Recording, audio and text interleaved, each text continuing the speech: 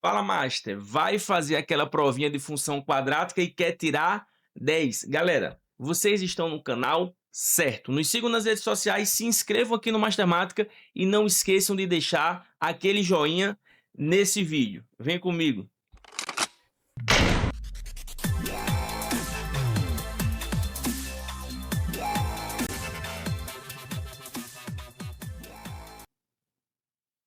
Galera, olha só.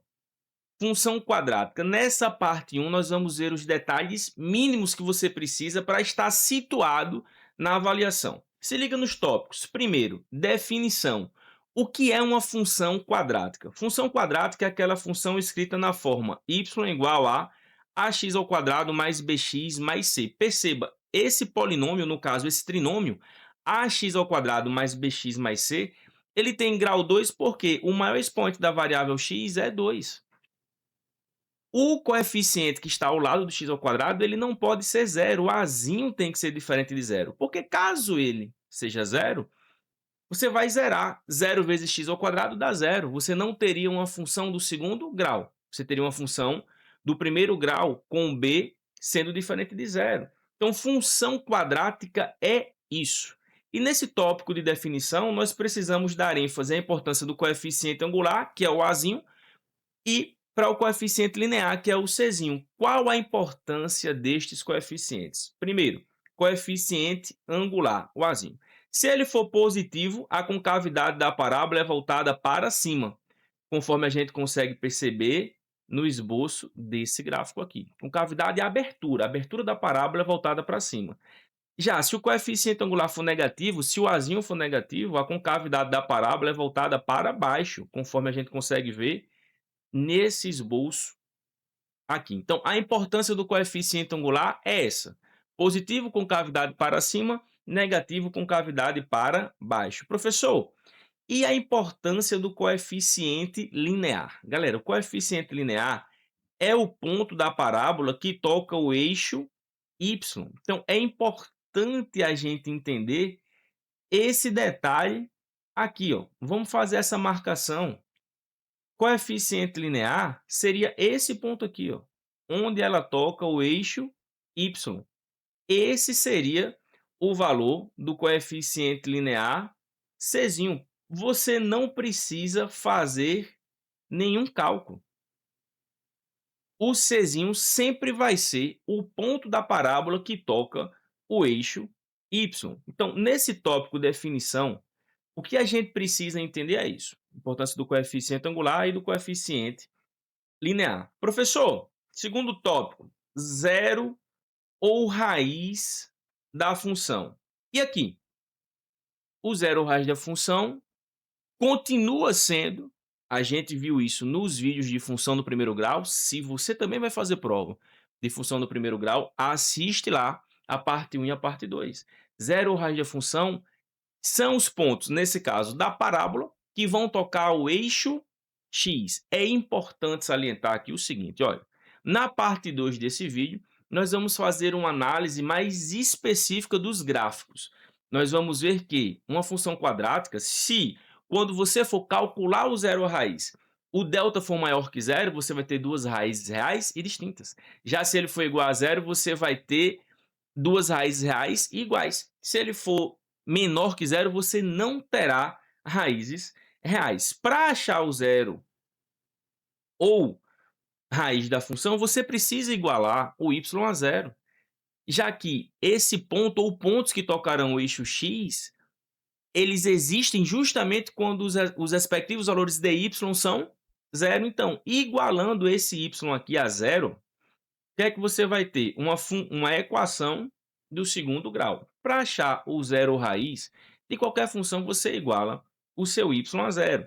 Nesse caso, igualando a zero, você tem a equação de segundo grau. Aí aqui a gente tem que fazer essa revisão.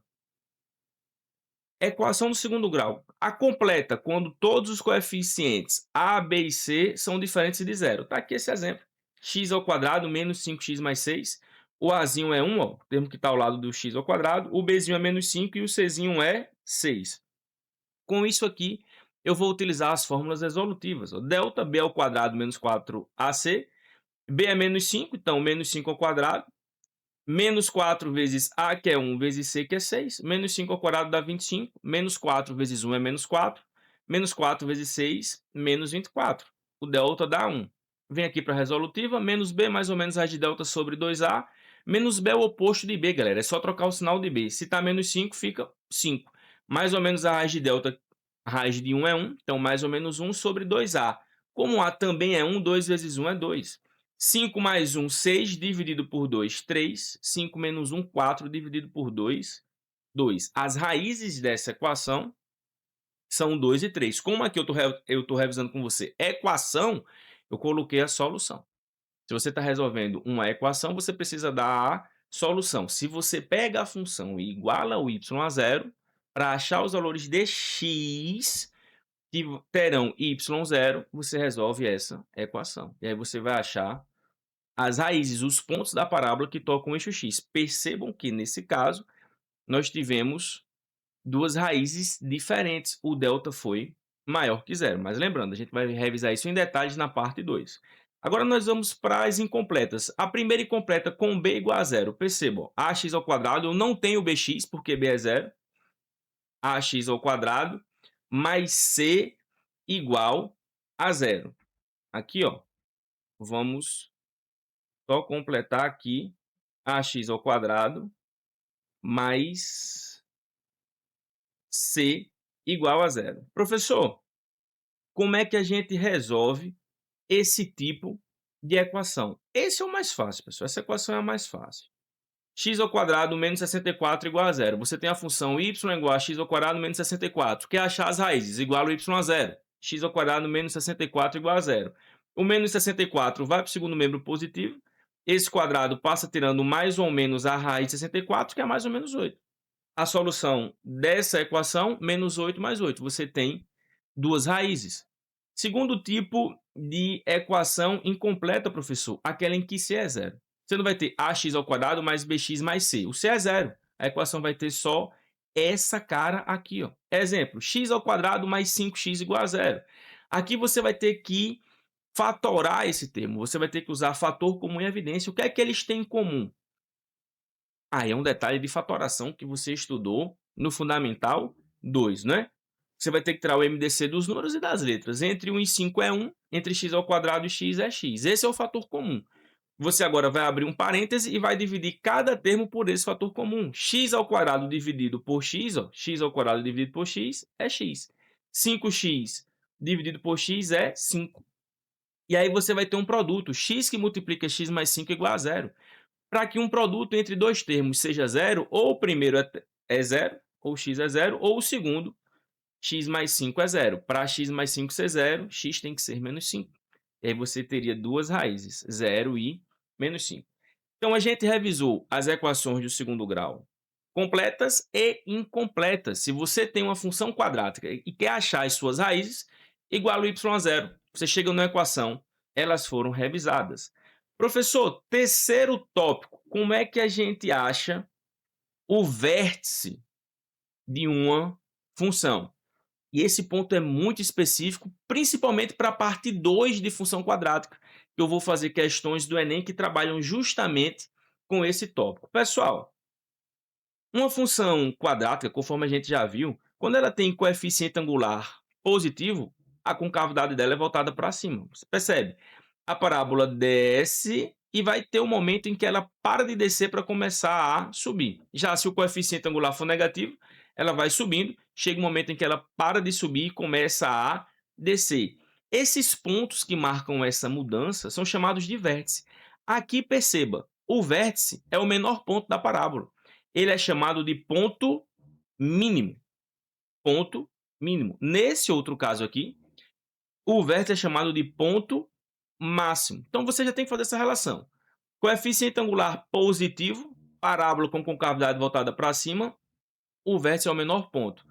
Coeficiente angular negativo, concavidade voltada para baixo, o vértice é o maior ponto. Só que é extremamente importante você entender que, independente se a parábola vai ter concavidade voltada para cima ou para baixo, os valores do x e do y do vértice, se ele é um ponto, ele tem x e y, não mudarão. O x do vértice é menos b sobre 2a e o y do vértice é menos delta sobre 4a. E aqui vem um detalhe importante. Veja, o vértice é o ponto mínimo porque é o menor ponto da parábola. Agora, esse vértice ele vai ter como y também o menor y. Esse y do vértice, nesse caso, é o menor valor de y que essa função pode assumir. Você pode encontrar algumas questões pedindo assim, qual o menor valor da função? Essa pergunta é referente ao y do vértice. Por outro lado, olha esse outro caso. Com cavidade voltada para baixo, o vértice é o ponto máximo. E esse vértice vai ter o maior y da função. Esse y da função é o maior valor que a função pode assumir. Cuidado com esse detalhe. E o Enem gosta de cobrar as questões sobre máximos e mínimos. Agora, já chegando no final, vamos para os últimos dois tópicos desse recorte teórico, para você ter uma noção do que você precisa. Imagem. A imagem numa função ela está relacionada aos valores de y. Então, você precisa entender como calcular a imagem quando a concavidade é voltada para cima. Pessoal, olha só, vamos aproveitar até aqui essa questão do gráfico. Se a concavidade é voltada para cima, olha o vértice aqui, ó, o ponto mínimo. Ele vai gerar o menor valor da função. O menor y da função é justamente esse aqui. Se a imagem relaciona-se ao eixo y e o menor valor de y é o y do vértice, os demais serão dele para cima. Por isso que a gente coloca com a concavidade voltada para cima, quem é a imagem? São todos os valores de y que pertencem aos reais, tal que eles serão maiores ou iguais ao y do vértice. Vai ser daqui para cima. Se y do vértice não é o menor valor da função. Agora, quando a concavidade é voltada para baixo, como esse caso, olha o vértice lá em cima, ponto máximo. O maior valor que a função pode assumir é o y do vértice. Então, os demais y serão dele para baixo. Quando a concavidade é voltada para baixo, a imagem está aqui, ó. Y pertence ao conjunto dos números reais, tal que y é menor ou igual ao y do vértice. Você precisa entender essa relação de menor valor e maior valor. Gráfico, para terminarmos a parte 1. Aqui eu coloquei um gráfico com duas raízes só para que você tenha noção dos elementos da função quadrática. Raízes, coeficiente linear e vértice. Na parte 2, nós vamos analisar todos os tipos de gráfico e os respectivos estudos dos sinais. Quando o delta for maior que zero, você vai ter duas raízes reais distintas. A parábola pode ter concavidade voltada para cima e para baixo. É justamente o que acontece aqui. Mas você também pode ter um delta igual a zero com duas raízes reais iguais. A parábola vai tocar o eixo y em um ponto. Ela pode ter concavidade voltada para cima ou para baixo, e se o delta, conforme a gente já conversou aqui, for negativo, você não vai ter raízes reais. A parábola não vai tocar o eixo x, e ela pode ter concavidade voltada para cima e para baixo. Todos estes 6 gráficos nós vamos ver na parte 2. Mas o que eu preciso que você entenda, ó, as raízes, como é que você acha? Igualando y a zero. O coeficiente linear aqui, ó, como é que você acha? Não precisa fazer conta, é só olhar o czinho.